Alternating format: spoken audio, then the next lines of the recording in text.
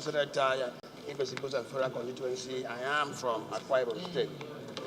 Mr. Speaker, may I move that a bill for an act to amend the Teachers Registration Council Act CAM T3 LFN 2004 to increase the penalties and for other related matters HB 370 be read the second time. I so move. Any seconder.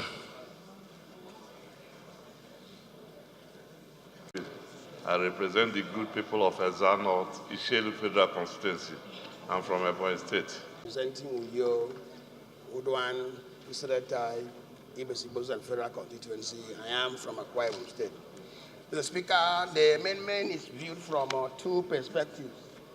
The first seeks to introduce an upward review of fines and penalties, and the second seeks to delete the subjective phrase, which he believes, and substitute with an objective phrase, which he knows.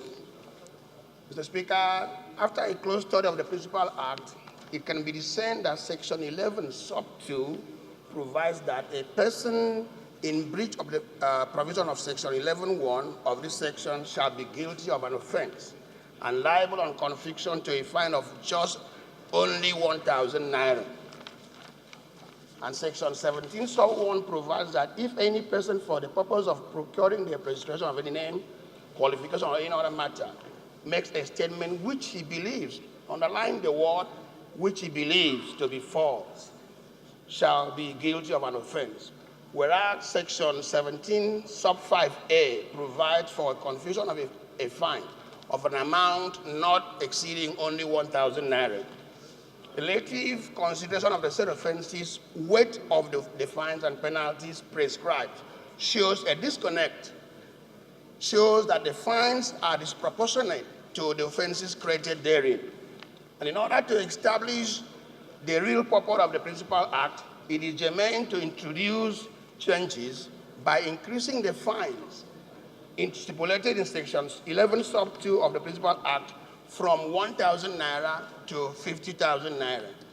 B, increasing the fines stipulated in Section 17 Sub 5A from 1,000 naira to 50,000 naira.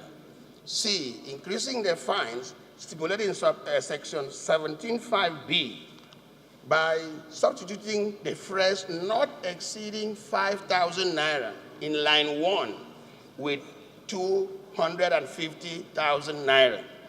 D, substituting the words not exceeding in line 2 with the word of. Mr. Speaker, honorable colleagues, Section 17(1)(a) of the Principal Act contains the phrase which he believes.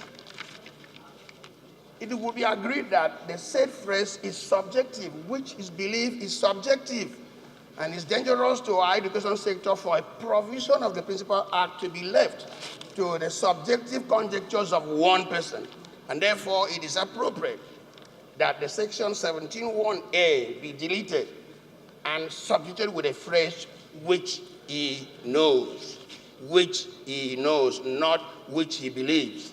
Facts that constitute knowledge are of universal appreciation, but facts that constitute belief are subject to the whims, caprices, and prejudices of the person expressing the belief.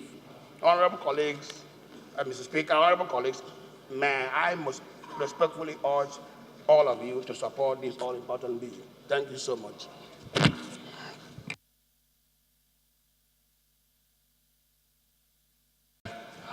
Those against it, say nay. Ayes have it. 12th order of the day, honorable colleagues, the motion